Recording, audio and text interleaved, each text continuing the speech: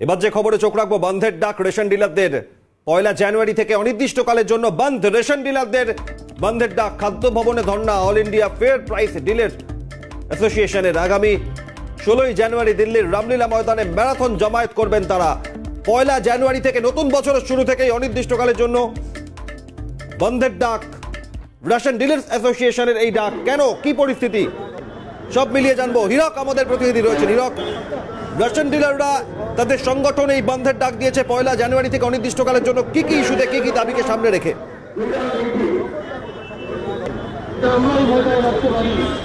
আমরা আপনাদের সঙ্গে কোথাও যাতে কোনো সংঘাত হয় সেদিকেও আমরা দৃষ্টি রাখি এবং গণবন্টন ব্যবস্থা একদমই। কিন্তু দেখো, রেশন ডিলাররা এই মুহূর্তে খাদ্য ভবনের সামনে এসে দাঁড়িয়েছে এবং তারা কিন্তু যেভাবে দুর্নীতির কথা উঠছে এবং যেভাবে তাদেরকে হেনস্থা হতে হচ্ছে এবং পাশাপাশি যেভাবে সরকারের, রাজ্য কেন্দ্র সরকারের বঞ্চনার জন্য কিন্তু তারা প্রতিবাদ করছেন এবং তারা চাইছেন যে এই যে প্রতিবাদ, তারা এই মুহূর্তে খাদ্য ভবনে এসছেন এবং খাদ্য ভবনে সমস্ত রেশন ডিলাররা এসছেন এবং তারা কিন্তু চাইছেন যে তারা এখানটায় আজকে খাদ্যমন্ত্রীর কাছে ডেপুটেশন জমা দিতে চাইছেন। পাশাপাশি তারা কিন্তু বছরের প্রথম দিন থেকে কার্যত বন্ধ পালন করতে চাইছেন, পুরো অবরোধ করতে চাইছেন এবং বন্ধ করে কিন্তু পুরো সবকিছু বন্ধ রাখতে চাইছেন। আমি সরাসরি তাদের সঙ্গে একটু কথা বলে নেওয়ার চেষ্টা করব।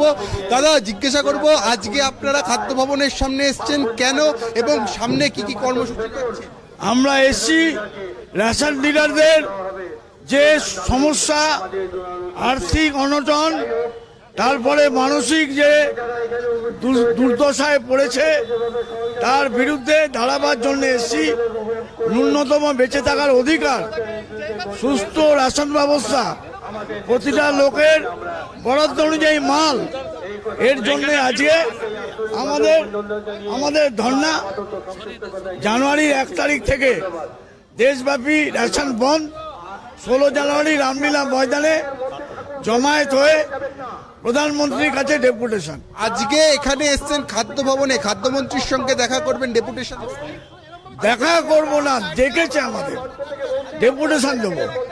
আজকে আপনারা কতজন রেশন ডিলার এবং কোথায় সব জায়গাতে? আমাদের রেশন দোকান শুক্রবার খোলা, দোকান খোলা থাকা সত্ত্বেও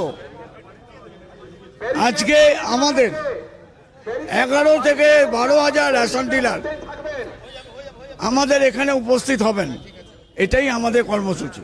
একদমই। কিন্তু যেটা শোনা যাচ্ছে, আমি শুভজিৎকে দেখাতে বলবো, এখানে কিন্তু প্রচুর সংখ্যক রেশন ডিলার এসছেন খাদ্য ভবনের সামনে এবং তারা কিন্তু তাদের বিক্ষোভ প্রদর্শন করছেন। একেবারে হীরক, বিপুল জমায়েত রেশন ডিলারদের, তাদের বিক্ষোভ এবার। এবং 1 জানুয়ারিতে যদি নতুন বছরের শুরু থেকে যদি অনির্দিষ্টকালের ধর্মঘট বন্ধে যান, সেক্ষেত্রে দাঁড়িয়ে রেশন পরিষেবায় ব্যাঘাত ঘটতে পারে, সেই আশঙ্কা তৈরি হচ্ছে। পরিস্থিতি কোন দিকে যায়, নজর থাকবে। ধন্যবাদ হীরককে।